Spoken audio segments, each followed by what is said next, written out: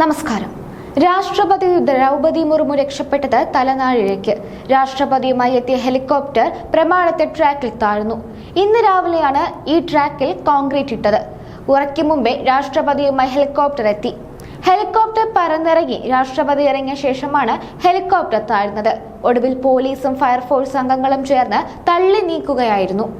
വന്നിറങ്ങുമ്പോൾ അപകടമുണ്ടായിരുന്നുവെങ്കിൽ അത് വലിയ ദുരന്തമായി മാറിയേനെ. വലിയ സുരക്ഷാ വീഴ്ചയാണ് പ്രമാണത്തേത്. കേരളത്തിന് തന്നെ നാണക്കേടാണ് ഈ സംഭവം. ഹെലികോപ്റ്ററിൽ നിന്നും രാഷ്ട്രപതി ഇറങ്ങിയ ശേഷമായിരുന്നു ദുരന്തം. പ്രമാണത്ത് നിന്നും രാഷ്ട്രപതി ശബരിമലയിലേക്ക് തിരിക്കുകയും ചെയ്തു. രാഷ്ട്രപതി ദ്രൗപദി മുർമു 7:25 രാജ്ഭവനിൽ നിന്ന് പുറപ്പെട്ടു. 9 മണിയോടെ പ്രമാണം ഇൻഡോർ സ്റ്റേഡിയത്തിൽ ഹെലികോപ്റ്റർ ഇറങ്ങി. തുടർന്ന് റോഡ് മാർഗം പമ്പയിലേക്ക് യാത്ര തിരിച്ചു. നേരത്തെ നിലയ്ക്കലിൽ ഹെലികോപ്റ്റർ ഇറക്കാനായിരുന്നു തീരുമാനിച്ചിരുന്നത്. അതുകൊണ്ട് തന്നെ പ്രമാണത്ത് പുലർച്ചെയാണ് ഹെലികോപ്റ്റർ ഒരുക്കിയത്. ഇതാണ് പ്രതിസന്ധിയായത്. പമ്പയിലെത്തുന്ന രാഷ്ട്രപതി പ്രത്യേക വാഹനത്തിലായിരിക്കും സന്നിധാനത്തേക്ക് തിരിക്കുക. തുടർന്ന് ഇരുമുടിക്കെട്ടുമായി 18-ാം പടി ചവിട്ടി അയ്യപ്പനെ ദർശിക്കും. 11:50 സന്നിധാനത്തെത്തുന്ന രാഷ്ട്രപതിയെ കൊടിമരച്ചുവട്ടിൽ തന്ത്രി കണ്ഠരര് മഹേഷ് മോഹനര് പൂർണ്ണകുംഭം നൽകി സ്വീകരിക്കും. ദർശനത്തിന് ശേഷം ഉച്ചയ്ക്ക് 12:20 സന്നിധാനത്തെ ഗസ്റ്റ് ഹൌസിലെത്തി വിശ്രമിക്കും.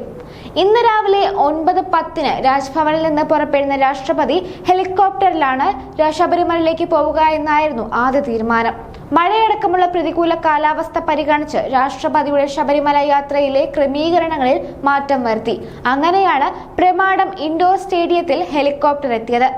നേരത്തെ നിലയ്ക്കലിൽ ഹെലികോപ്റ്റർ ഇറക്കാനായിരുന്നു തീരുമാനിച്ചിരുന്നത്. എന്നാൽ പ്രമാണത്തിറങ്ങി റോഡ് മാർഗം പമ്പയിലേക്ക് പോകാൻ തീരുമാനിച്ചു. ഇതാണ് ഹെലികോപ്റ്ററിനെ അപകടത്തിലാക്കിയത്. ശബരിമലയിൽ നിന്നും രാത്രിയോടെ ഹെലികോപ്റ്റർ മാർഗം തിരിച്ച് തിരുവനന്തപുരത്തെത്തും. നിലവിലെ സാഹചര്യത്തിൽ നിലയ്ക്കലിൽ നിന്നും മടങ്ങാനും സാധ്യതയുണ്ട്. തിരുവനന്തപുരത്ത് എത്തിയതിന് പിന്നാലെ ഗവർണർ രാജേന്ദ്ര വിശ്വനാഥ് അർലേക്കർ നൽകുന്ന അത്താഴ വിരുന്നിൽ രാഷ്ട്രപതി പങ്കെടുക്കും. രാഷ്ട്രപതിയുടെ സന്ദർശനത്തോടനുബന്ധിച്ച് ശബരിമലയിൽ ദർശനത്തിന് നിയന്ത്രണം ഏർപ്പെടുത്തിയിട്ടുണ്ട്. രാഷ്ട്രപതി ദർശനം കഴിഞ്ഞ് മടങ്ങുന്നതുവരെ മറ്റു തീർത്ഥാടകർക്ക് നിലയ്ക്കലിനപ്പുറം പ്രവേശനമില്ല. ഒക്ടോബർ 24 രാഷ്ട്രപതി തിരിച്ച് ഡൽഹിയിലേക്ക് മടങ്ങുക. കഴിഞ്ഞ ദിവസം വൈകിട്ടാണ് പ്രസിഡന്റ് കേരളത്തിലെത്തിയത്.